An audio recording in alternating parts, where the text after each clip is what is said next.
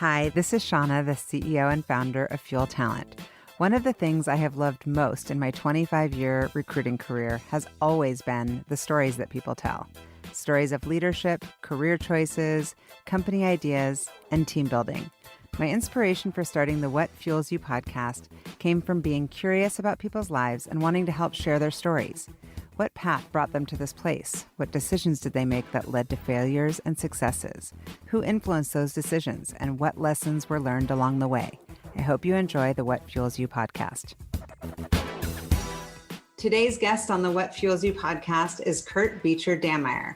Kurt is a fourth-generation Puget Sound native entrepreneur and leader on the Seattle food scene. Kurt has always felt passionately about authentic, full-flavored foods free of artificial additives.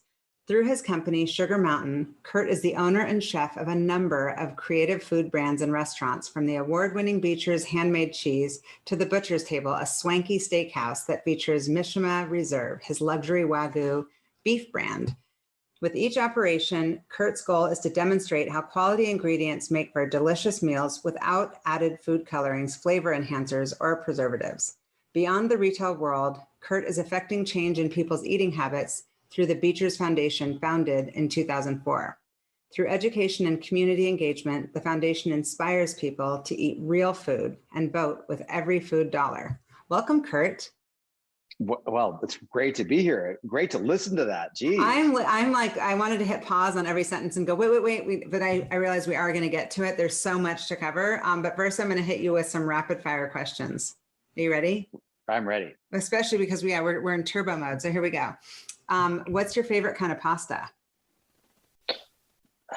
Mac and cheese. Oh my God, my kids would, Beecher's mac and cheese. Yeah. Beecher's mac and cheese is insane. Absolutely. Yeah. What's your favorite neighborhood in New York?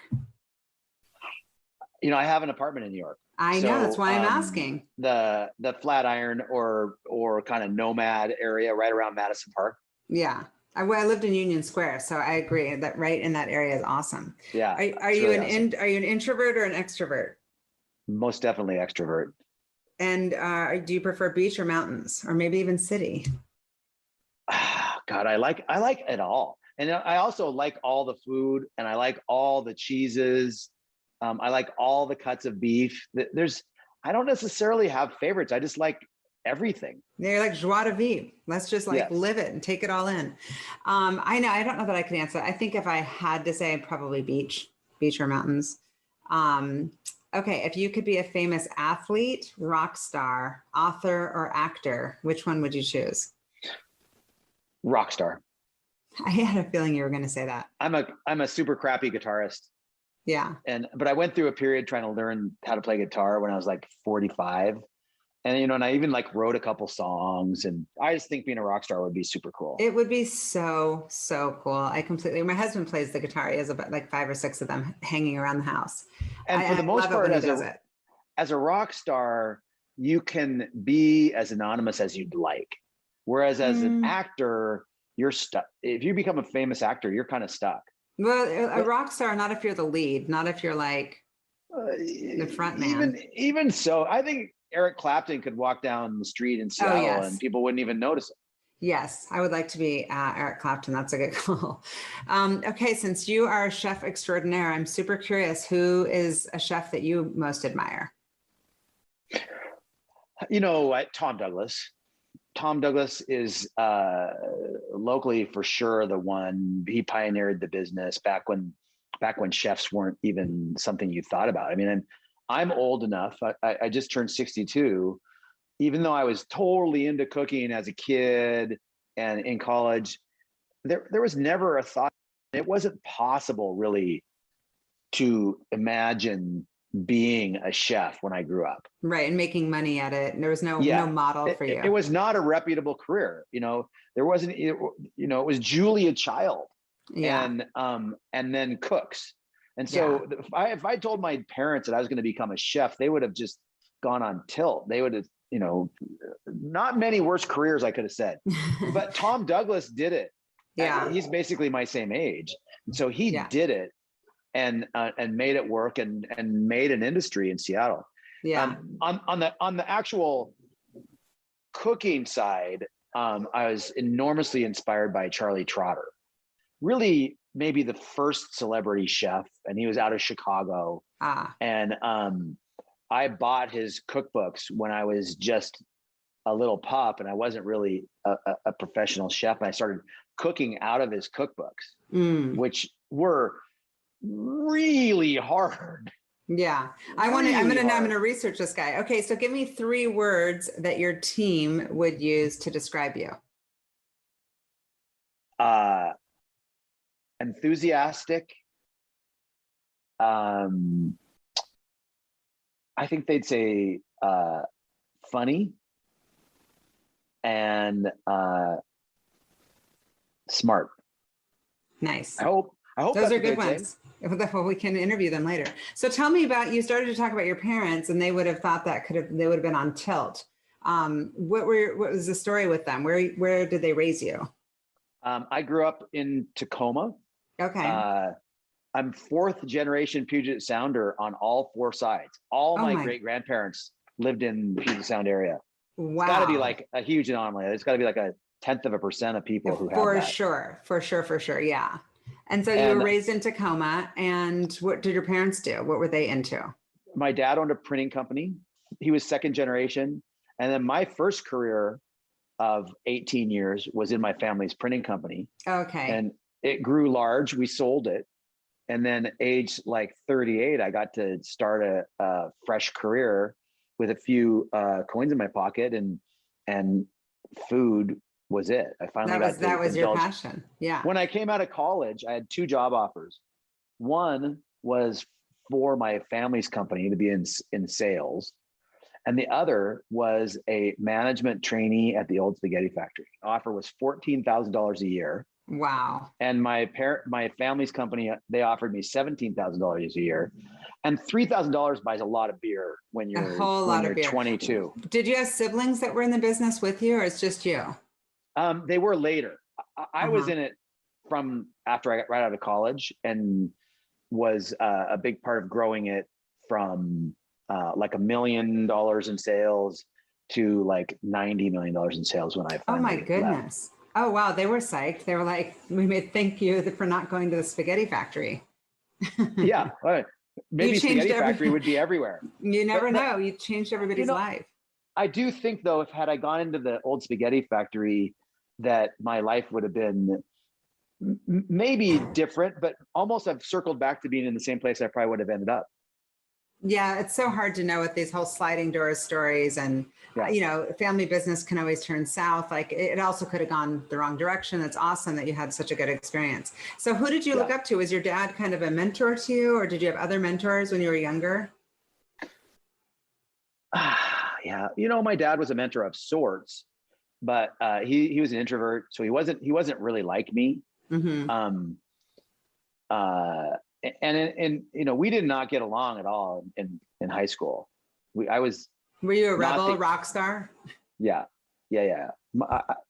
I was not the easiest son. Let's put it that way. Yeah. And so when I went to college, I went to Washington State University, primarily because it was the farthest I could get away from my father. And did you know what you wanted to be when you went to college? No. Was it like one of those things that like you're kind of programmed and developed to know that you would potentially go into the family business? I knew that it was potentially available. Yeah.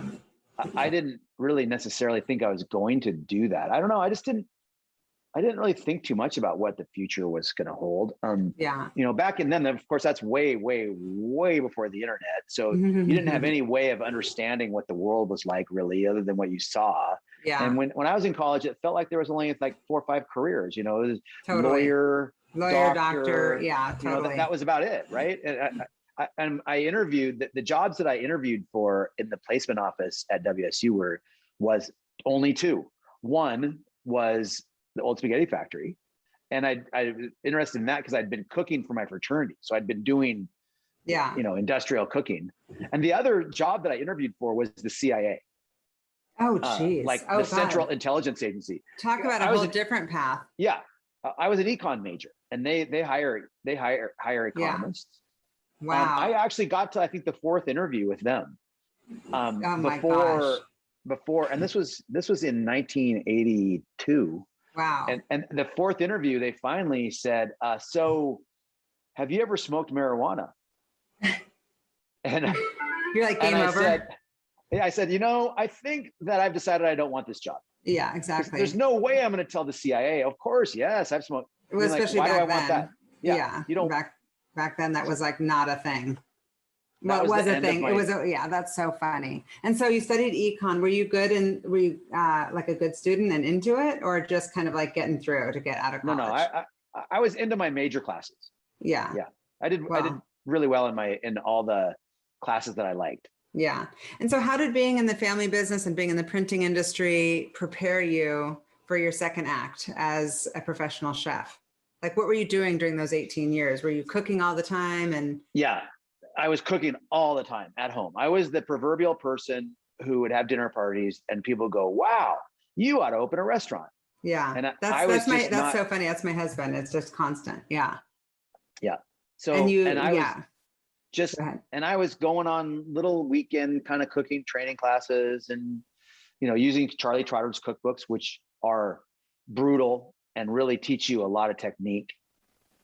I was just into it. And then I got we sold my family business. It was a good sale. And with some of the proceeds, I got into a couple of food businesses. One was Pyramid Breweries. I bought 20% of that, and they had a few restaurants, and was in the craft beer industry. So I got a kind of a big training in artisan food products and how that worked there, artisan brand marketing. And then I also bought Pasta and Company. I love Pasta and Company. Yeah. So it had already been like, I think the original owners owned it for 18 years. Yeah. And I've now owned it for 22 years. Yeah. My mom literally, like, if she comes for dinner, that's what she brings. Yeah. Huge amounts of Pasta and Company. We're just psyched when she shows up with so it. many people. And so many people grew up on Pasta and Company. And so I bought it, and it was kind of not really going to be my thing, right? It was going to be something I was going to stop by every quarter and pick up a check. And the management team that I got in tried to open a whole bunch of stores. I was somewhat complicit in this, and it just went very badly. Too fast, or just not a ton of money. Yeah, all the stores that they opened had to get closed. It was just awful, and so awful that I had to get in and take over and run it myself. Yeah. And what were the lessons learned there as far as just learning a whole new industry? Because printing and food's a hard industry. Well, that was the main lesson, is that food is a penny's business, and you can lose your reputation very quickly, and it takes forever to gain a reputation, right? It's just every single day your reputation is on the line. And if you want to build a reputation, build a brand, it takes a very long time. Yeah. And so, I got deeply involved in that, and it was the very worst business deal I've been in, and then yet the best. Well, now it's great, right? And so tell me about Sugar Mountain. Where does the name come from? It's from a Neil Young song called Sugar Mountain, which is kind of a coming of age song. And there's a line in it, you can't be 20 on Sugar Mountain, which I took to mean that if you're having fun, you won't grow old. And Amen. I don't even know if that's what he meant, but I took it to mean that. So I named it Sugar Mountain, which is kind of ironic, as we quite quickly, within 4 or 5 years, our Beecher's Foundation was just railing against sugar. Yeah, that's so funny. I did read a quote where you said that it took you 4 years to become an overnight success. At Beecher's. So what was the turning point as far as Sugar Mountain? Like, what was your very first step, or the very first thing that you wanted to accomplish with setting the company up? So I'd been thinking about starting a cheese company. I'd kind of surveyed the market. I knew that Seattle would support its own artisan cheesemaker. And at the time, if you'd asked anybody what's the local cheese, they would have said Tillamook, which isn't particularly great. It's not bad, but it's not great cheese. and it's from like Western Oregon. It's a long ways away. So to me, that said that there was an opening to become Seattle's cheese brand. And so I started doing some research, went to WSU to ask them about it. And they said, oh, no, God, that's a really bad idea. You should not do that. Come up with you're a smart guy, try again. But it wouldn't leave me. And so then one day I was shopping for a dinner party that I was cooking for Christmas. And I was walking through Pike Place Market, which I absolutely love, right? I think Pike Place Market is the coolest thing on earth. Yeah, I love it too. And I was walking away back to the parking garage, carrying all these bags. And all of a sudden I see this sign on what was then the Seattle Garden Center, which used to be owned by Molbach's, which said for lease. And it was empty. And I sat there and go, oh my God, this is where I set my bags down. I spent about a half hour just peering in the windows from all different directions. And on the way home, I called the number and basically leased the store. That's the first thing I did before I even figured out if it was legal to make cheese there or if it would work. The same location that you have now? Yeah. And so how do you learn how to become a cheesemaker? I mean, you go to Wazoo, but the actual making of the cheese, I actually saw on your website, I was like, open positions, there's an opening for a cheesemaker. So I'm like, what are the qualifications? Do you want to get a new job? And I would do the other job. There was another one that I thought was cool, like a helper, like helping the customer. I'd be good at that one. The actual making of the cheese. Cheese making is a very tough job. So how do you learn? You obviously have to learn what you're doing before you can do this. Right. So I thought in the beginning that I would be the cheesemaker. And so I went and signed up for a 3-day, what they call the short course at WSU. And at noon on the first day, I walked up to the organizer and said, hey, this has been great. I've learned everything I need to know. And that's that I'm not going to be able to be the cheesemaker, because cheesemaking isn't like cooking, right? Cooking, you can kind of learn on the fly. There certainly is a lot of chemistry. Because there's more art to cooking, and this is more science, right? Yes, exactly. Yeah. There's a way more chemistry to cheese making than there is to or precise chemistry. It's more like baking. Like my husband hates baking, and I like baking, but I like I'm calm through the precision of measuring, and he likes to just throw stuff into the dish and taste it as he goes. And right. No, the difference between making a stew and baking a cake, it's that same order of magnitude to making cheese. Yeah. And getting the same outcome all the time, right? So how did you get it? How did you figure it out, Kurt? Like, what'd you do? I hired a cheesemaker. Where do you find a cheesemaker? Just put an ad on. I call a recruiter. Oh, seriously? Yes, I called a dairy industry recruiter. Wow. Okay. I didn't know that was a thing. And so that's been just a tremendous success. Was that your game plan all along, to just have the one store and be like bricks and mortar, business to consumer? Or were you always planning on creating a brand that you'd sell into stores? I'm always a person who kind of has a big dream out there that's not fully defined, and then a very distinct next step, right? In my company, the biggest source of business wisdom that we have is the movie The Big Lebowski. And so one of our favorite sayings is that they use in there is that new information has come to light.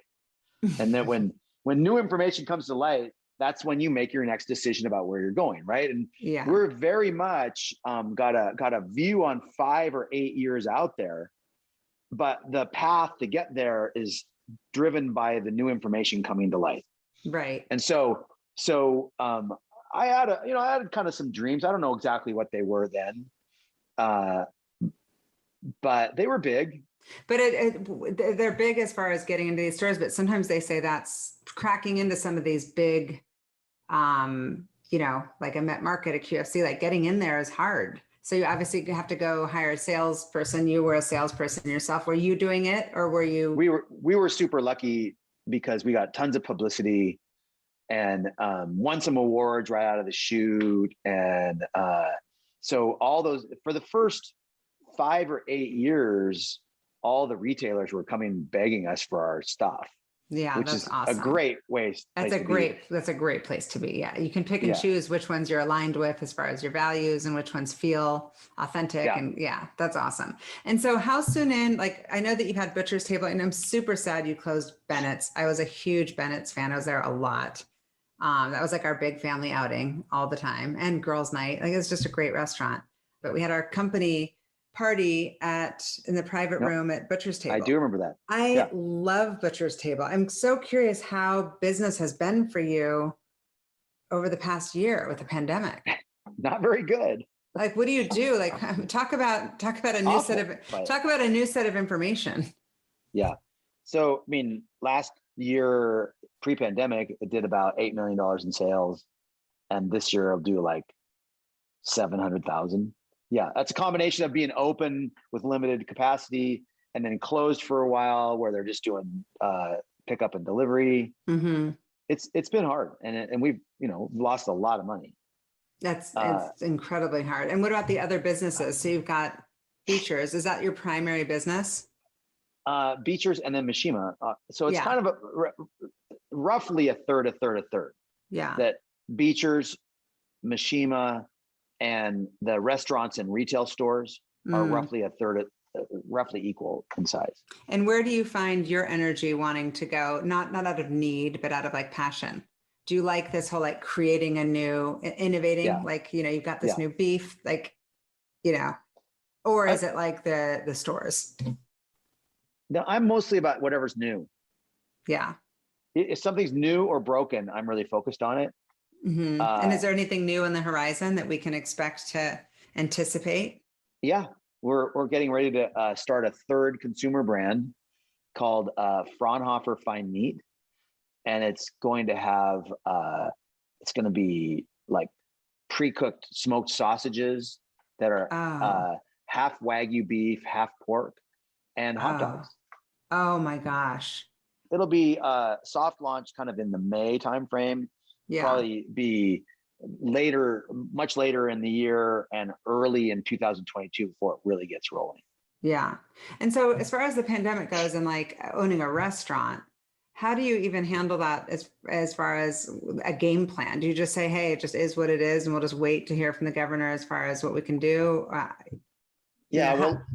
Luckily for my restaurant and for me, because I deeply love that restaurant. I'm enormously proud of it, and I love going to it. I do too.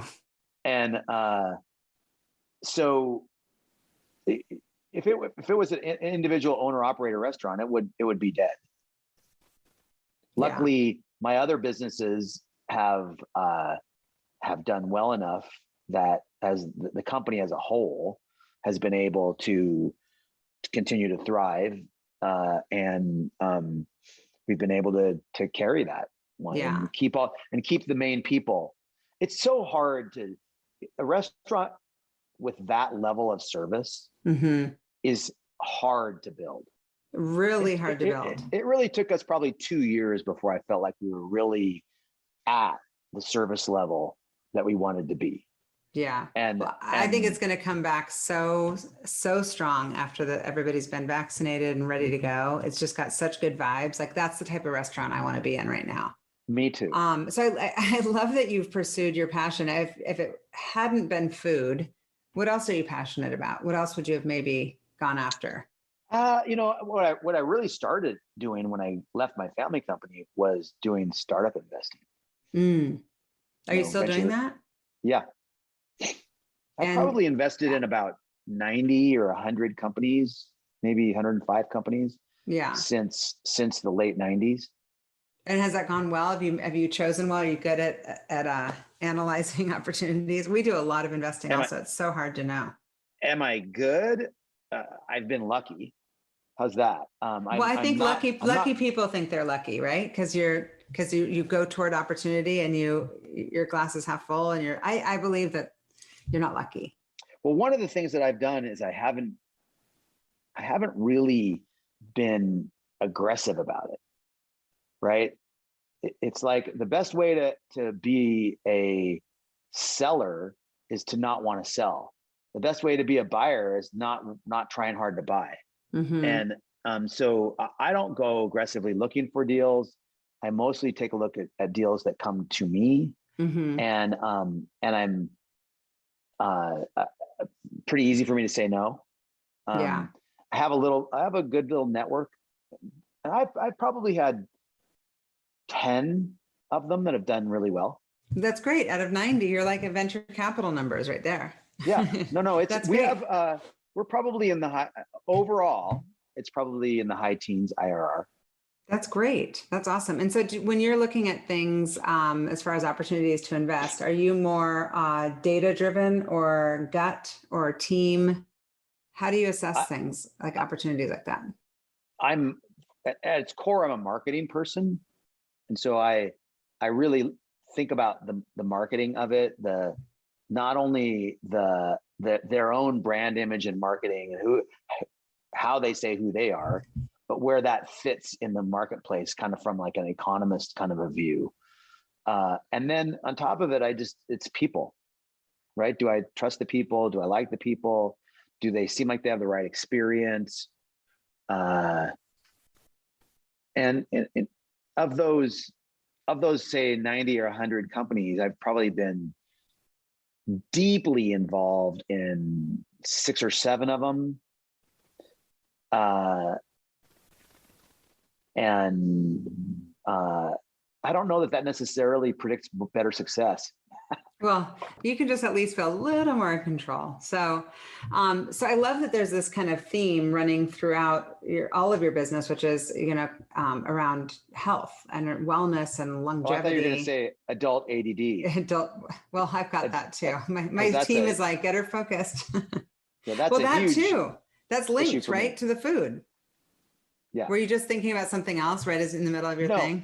No, just the idea that I am involved in a lot of different things. Oh yeah. A little bit that, I thought you were going to weave that into food, because I know that food can also impact ADD and anxiety. Like how you eat can actually have an impact on all that. Yeah, yes, that's true. I don't eat any additives for a long time. So that's what I want to get to is like, being passionate about cooking and food doesn't always link to also being passionate about what you put in your mouth and how you feed your cells. Like, is that just who you've always been, and who taught you that? No one taught me. From an early time in my life, I figured out that things like MSG made dramatic effects on me. And I've kind of famously told the story that there was this Chinese restaurant that I used to go to all the time near my office. And their hot and sour soup just felt so good and yummy. And I one day I was sick, and so I went to get hot and sour soup. And then next day I was sicker, so I went to get it again. And this happened 4 or 5 days in a row. And finally, the 5th day, I had like a tumor headache. I was so awful. I could barely even open my eyes. And someone said to me, I don't even remember who it was, do you think maybe you're reacting to MSG? Oh, wow. And I had never even heard of the idea that there could be anything other than food in food. And so that was like the loose string on the sweater that I started pulling on, and then figured out, oh my God, there's shit tons of stuff in food. Yeah.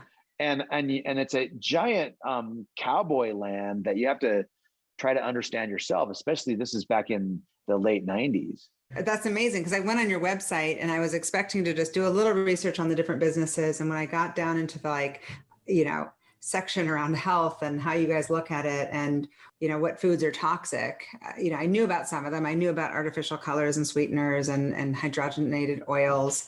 But there's so many different preservatives and the impact on disease and anxiety and all the different things. And I'm like, oh, wait, maybe I have that.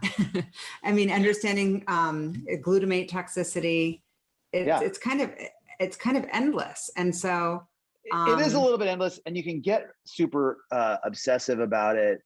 Right. Are people afraid to host you at their house for dinner? Like, are you one of those that's like, I won't eat this, I won't eat that? No, not really. I mean, although now I'm gluten-free. But that's a whole different story. People are afraid to invite me over to their house because I'm a chef and they don't want to cook. Yeah. Oh, and man. hardly anybody ever does it. And if anybody's listening to this and they know me, please invite me over.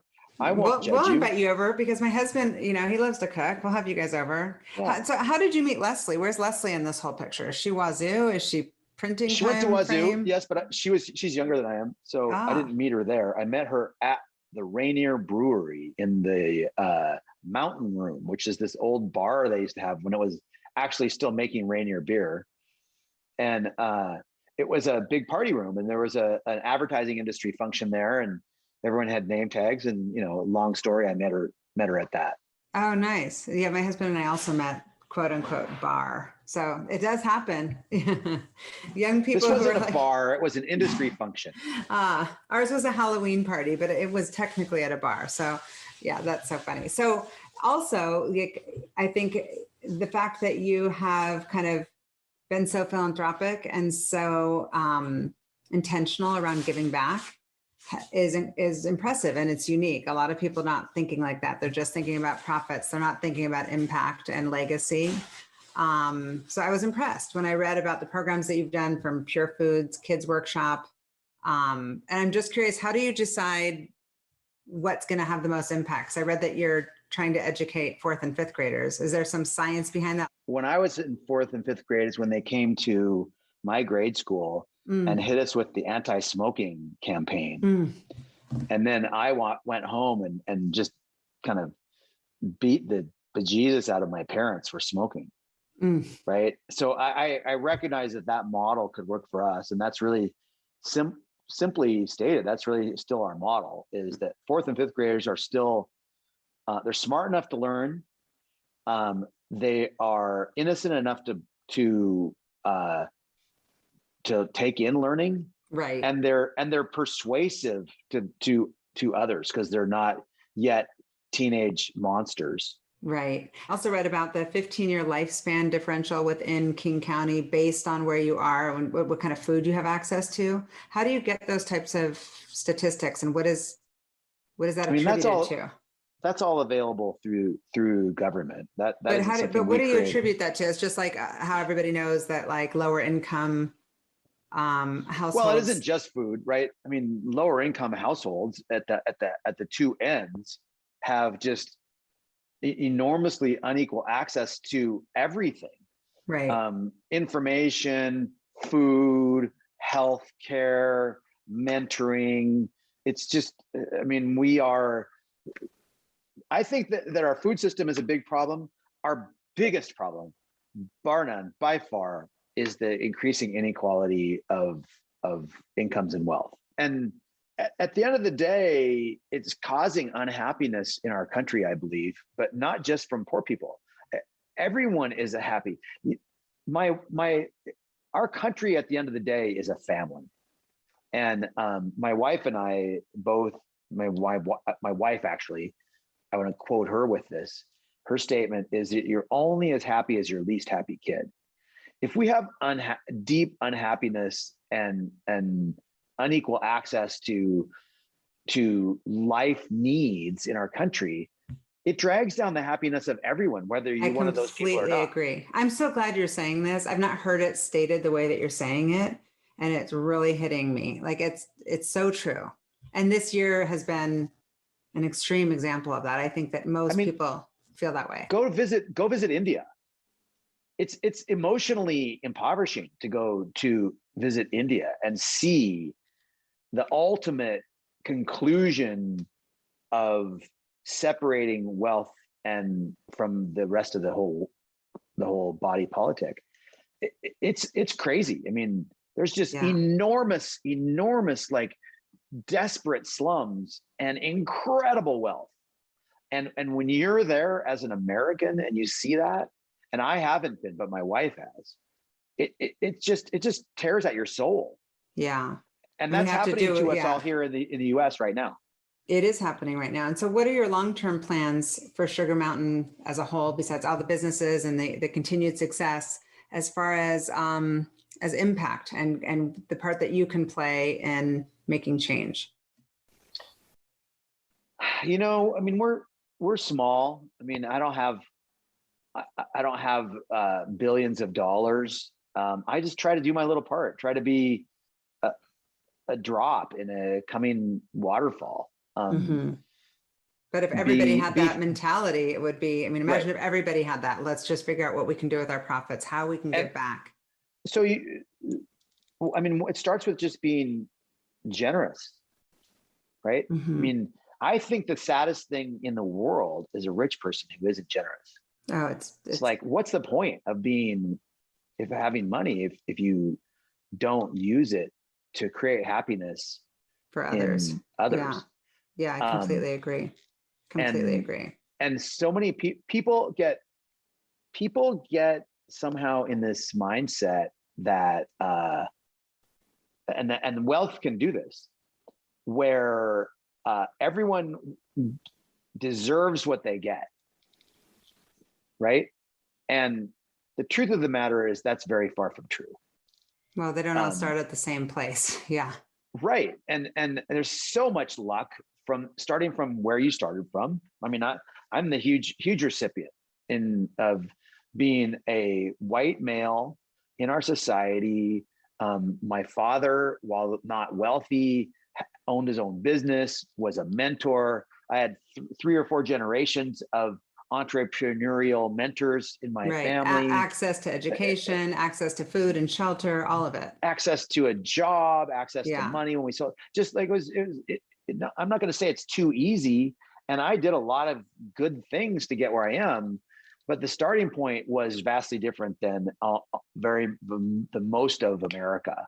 Yeah. And I really appreciate you saying this. I couldn't agree more. And I appreciate that you understand your place. And I'm not saying you're being self-deprecating, like, oh, I didn't do much. You clearly are an ass kicker and you've done so much incredible work. And the fact that you're choosing to give back and not kind of hoard it for yourself in some sort of weird delusion that that's what is going to make you happy. Like, it's clear that you know what makes you happy. But also, I want to say it's not just giving, it's also recognizing, and this is the biggest divide in our country right now, really. At its core, the Republicans feel like everybody gets what they deserve, and the Democrats kind of feel like no one deserves what they get, right? And somewhere in the middle is the truth, and we just got to get back to that middle. We've got to get back to being a society where people who have means feel an obligation to help, to bring others along with them, and that people who don't have means don't feel a powerlessness that makes them trapped and turns them toward behaviors that aren't necessarily good for them. Yeah. Oh my gosh. I hope that we can get there. I mean, we have to. We used to be there. I agree. The